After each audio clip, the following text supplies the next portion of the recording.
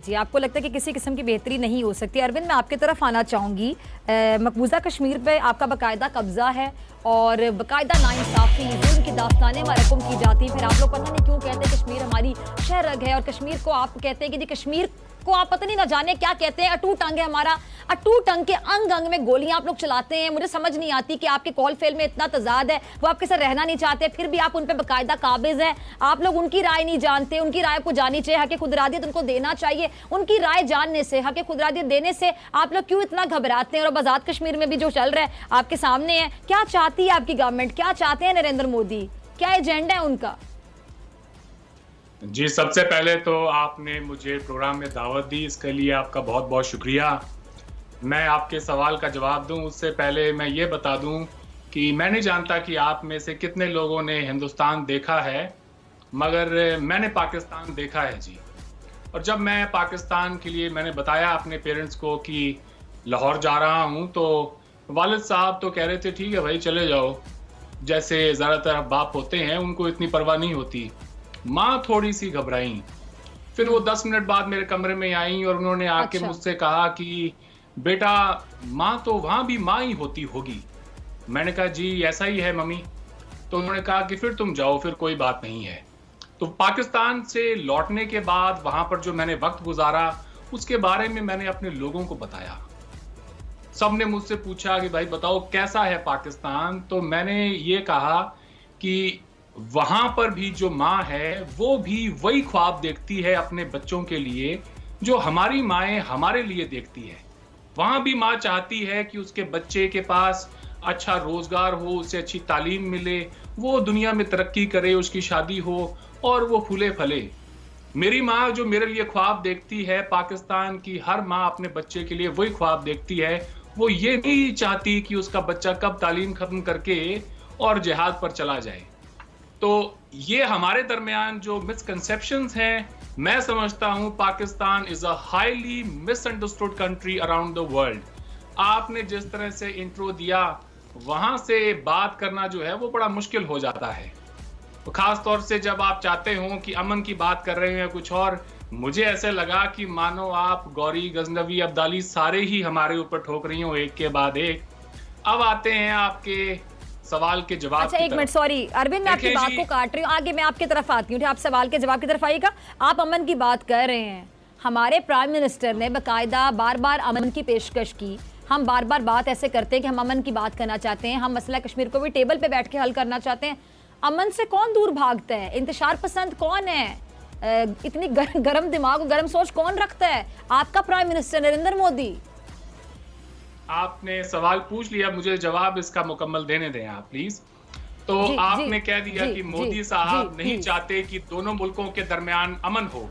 तो मैं आपको ये बता दूं कि हिंदुस्तान की तारीख मोदी साहब से शुरू नहीं होती। हिंदुस्तान की तारीख उससे पहले की भी है, 2014 से पहले का भी एक हिंदुस्तान है। अतर काजमी साहब अभी कह रहे थे कि जी एक रिजीम चेंज की जरूरत है और ये रिजीम से बात नहीं हो सकती। फर्क सिर्फ इतना है कि इस रिजीम ने भी आने के बाद में अपनी तरफ से पाकिस्तान को हो या फिर हमारे यहाँ पे हुर्रियत के जो लीडर्स हो उनको रीच आउट करने की कोशिश की है। सैयद अली गिलानी को मोदी साहब ने इलेक्ट होने के बिल्कुल फौरी तौर पर, उन्होंने हलफ भी नहीं लिया था, उससे पहले उन्होंने अपने 2 एम्बेसडरीज भेजे बातचीत के लिए और उनसे यह कहा कि अगर आप कश्मीर पर कोई हमसे कमिटमेंट चाहते हैं तो हम आपसे बात करने के लिए तैयार हैं, आए बैठें। ये मोदी साहब का जेस्चर तब है कि जब उन्होंने ओथ भी नहीं ली है अपनी। तो गिलानी साहब बकौल उनके वो खुद कहते हैं कि मैंने उनकी बात को सीरियसली नहीं लिया, और वो इसलिए कि मोदी साहब का ताल्लुक आरएसएस से है। जैसा कि आपके अभी जो मेहमान थे अतर काजमी साहब वो कह रहे थे, वो कहते हैं वो उनका ताल्लुक आरएसएस से है, इसलिए मैंने उनकी बात को सीरियसली नहीं लिया। कितनी अजीब बात है, वो इंसान जिसका ताल्लुक जमाते इस्लामी से हो उसे इस बात पर एतराज है कि सामने वाला आरएसएस से है। ये क्या बात हुई? देखें जी, आपको मैं ये बता दूं, हिंदुस्तान और पाकिस्तान के जो रिश्ते हैं वो अच्छे भी रहे हैं, बुरे भी रहे हैं। हमने बहुत अच्छा वक्त भी देखा। आज बदकिस्मती से जो वक्त है वो मैं समझता हूं कि मेरे देखने में इतना बुरा वक्त तो कारगिल वॉर के दौरान भी नहीं था। मैं चाहता हूं कि एक सीरियसनेस हो पाकिस्तान की तरफ से डायलॉग में, डायलॉग में कोई इंटेंट हो, इशू बेस्ड हो और वो मीनिंगफुल हो। मुझे नहीं लगता कि पाकिस्तान की तरफ से जो डायलॉग की पेशकश है उनमें ये तीनों चीजें हैं। ये मुझे 10 सेकंड और दें आप अपनी बात करने में। मैं आपसे इसका जवाब दूंगी आपकी बारी पर। मोदी साहब से जब आप कोई फरमाइश करते हैं तो उससे पहले ये याद रखें कि मोदी साहब ने आपके प्राइम मिनिस्टर नवाज शरीफ साहब को बुलाया अपनी स्वेरिंग इन सेरेमनी में, वो लाहौर भी गए, लेकिन उसके बाद क्या हुआ? उसके बाद पठानकोट हुआ, उसके बाद में उड़ी हुआ, उसके बाद में पुलवामा हुआ। आज इंडिया के अंदर एक बहुत ही पॉपुलर सेंटिमेंट है और वो ये है कि यहाँ के लोगों ने ये कर दिया है कि talks and terror can not go together. मैं जब पाकिस्तान आ रहा था तो लोगों ने मुझसे कहा कि भाई हमें पता चले, मेरे इलाके के जो लोग हैं they came to me and they said कि हमने सुना है तुम कल पाकिस्तान जा रहे हो। तो मैंने कहा जी मैं जा रहा हूं। तो उन्होंने कहा बेटा हमारा एक पैगाम लेते जाना, उनसे ये कहना कि अब हमने मार खाना बंद कर दिया है। आप ये देखें 2008 मुंबई अटैक के 4 दिन बाद हम लोग अपनी अपनी जिंदगियों में लौट गए, कोई धरना वरना कुछ नहीं लगा, कोई शोर शराबा नहीं हुआ। अगर आज मुंबई हुआ होता जंग के दहाने पे खड़े होते हम। ये फर्क है पहले की हुकूमतों में और मोदी साहब में। जरूरत नहीं, आप कुछ कहना चाह रहे थे तो मैंने कहा था अपनी बारी पे कहिएगा। जी प्लीज। जी मैं बहुत कुछ कहना चाहता हूँ। अजहर काज़मी साहब ने भी बहुत सारे चार्जेस लेवल कर दिए हैं। खैर एक एक करके जवाब देता हूँ। सबसे पहले तो हम आए यूएन रेजोल्यूशन के ऊपर जिसका हवाला पाकिस्तान बार बार देता है। बार बार हम पाकिस्तान से ये सुनते हैं कि जी राइट टू सेल्फ डिटर्मिनेशन की बात वहां पे होती है। कहते हैं जी कश्मीरियों को उनका जो है वो राइट मिलना चाहिए कि वो किस तरफ जाना चाहते हैं। यूएन सिक्योरिटी काउंसिल का रेजोल्यूशन 47 है, आप उसको अगर पढ़ें तो उसमें 3 बातें लिखी हुई हैं कि वहां पर रायशुमारी जो होगी वो क्या उसका चार्टर होगा, किस तरह से वो होगी।